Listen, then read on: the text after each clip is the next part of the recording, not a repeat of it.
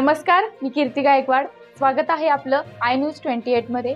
चला तर मग जाणून घेऊयात महाराष्ट्रातल्या ताज्या घडामोडी. दौलताबादच्या देवगिरी किल्ल्या भीषण आग. आज दिनांक 8 एप्रिल 2025 मंगळवारी रोजी सकाळी आग लागली. बघता बघता ही आग संपूर्ण किल्ल्याच्या परिसरात पसरली.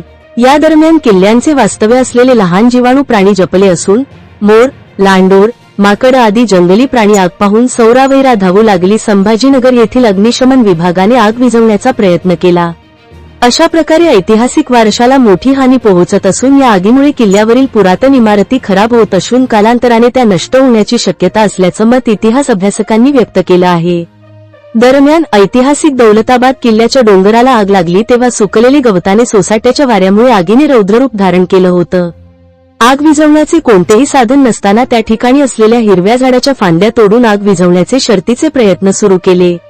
सुकलेल्या गवताने आणि जोरात वाहणाऱ्या वाऱ्यामुळे डोंगरावरील आगीने रुद्ररूप धारण केले. खुलताबाद तालुका प्रतिनिधी अभिषेक ठिंगडे.